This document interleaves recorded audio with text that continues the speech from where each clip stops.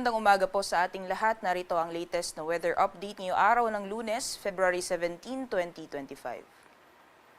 Sa kasalukuyan po ay wala tayong binabantayan na LPA o bagyo sa loob at labas ng ating Philippine Area of Responsibility at kung makikita po natin dito sa ating latest sa satellite animation, malaking bahagi po ng ating bansa ay makakaranas po ng maaliwalas na panahon. Wala po tayong namamataan na mga kapal na kumpul na kaulapan na posible pong magdulot ng buong araw na tuloy-tuloy na mga pag-ulan sa malaking bahagi po ng ating kapuluan. Except na lang po dito sa may bahagi ng Northern Luzon dahil sa patuloy na epekto ng amihan, pati na rin po ng shear line, maaaring makaranas po tayo ng mga pagulan along the eastern sections of Northern Luzon area at itong Intertropical Convergence Zone naman or ITCZ ay maaaring magdulot din ng mga pagulan dito po sa may katimugang bahagi or southern portions ng Mindanao, gayon din sa may Palawan.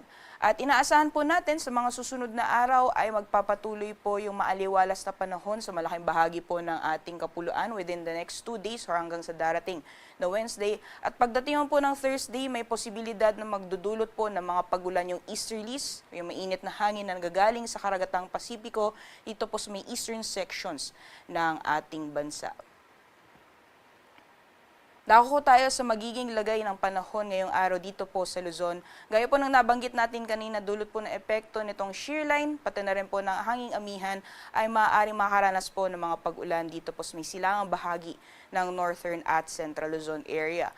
For areas po ng Batanes, gayon din sa Cagayan at sa Apayao, maaaring makaranas po tayo ng mga light to moderate na mga pag-ulan, dulot po ng epekto ng hanging amihan. At dito naman po sa may Isabela at Aurora, maaaring maranasan po moderate to at times heavy na mga pagulan, dulot naman na epekto nitong shear line. Kaya doble ingat po sa ating mga kababayan sa mga posibilidad ng mga pagbaha o pagguho ng lupa, lalong-lalo na po sa mga hazard or low-lying areas. Sa nalalabing bahagi naman po ng Luzon ay asahan po natin magpapatuloy yung maaliwalas na panahon. Magiging mainit po lalong-lalo na pagdating ng tanghali at may mga posibilidad lamang po ng mga panandalian o mga bigla ang buhos ng ulan, dulot po ng mga thunderstorms. Mas madalas po yan sa hapon o sa gabi. Temperature forecast naman po para sa mga piling syudad dito sa Luzon, para sa Lawag, Tugigaraw, gayon din dito sa Metro Manila at sa Legazpi. Yung maximum temperatures po natin maaaring umabot ng 31 degrees Celsius. Agwat ng temperatura sa Baguio ay nasa 17 to 23 degrees Celsius at 22 to 30 degrees Celsius naman para sa Tagaytay.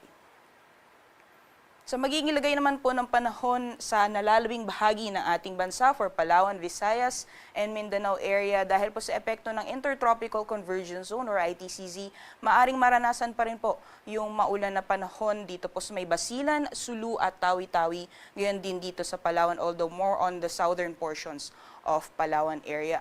And for the rest of Visayas and Mindanao, generally fair weather conditions pa rin po inaasahan natin ngayong araw, except na lamang po yung mga isolated na thunderstorms na mas madalas din pong nararanasan sa hapon o sa gabi. Temperature forecast naman po para sa mga piling syudad dito po sa Palawan. For Kalayaan Islands po, maximum temperatures po natin ay aabot ng 32 degrees Celsius at 24 to 31 degrees Celsius naman para sa Puerto Princesa. Sa mga piling syudad naman po for Visayas, maximum temperatures po natin for Iloilo, Tacloban, as well as Cebu, maaaring umabot ng 31 degrees Celsius. At sa mga piling syudad naman po para sa Mindanao for Cagayan de Oro, maaaring umabot po ng 31 degrees Celsius maximum temperatures. For Metro Davao, nasa 24 to 30, and for Zamboanga naman, nasa 24 to 33 degrees Celsius. Para naman po sa magiging lagay ng ating karagatan, wala po tayong gale warning or babala sa matataas na mga pag-alon. Ngunit iba yung pag-iingat pa rin po or inaasahan pa rin natin yung katamtaman hanggang sa maalon po na karagatan dyan po sa mga dagat baybayin ng Northern Luzon. Kaya iba yung pag-iingat na lamang po sa mga plano pong malaot dyan po sa mga nasabing dagat baybayin. Sunrise po natin ay 6:19 a.m., sunset naman ay 6:01 p.m.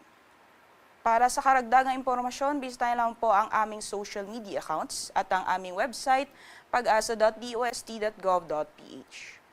Yan lang po latest mula dito sa Pag-asa Weather Forecasting Center. Ako po si Rhea Torres. Magandang umaga po sa ating lahat.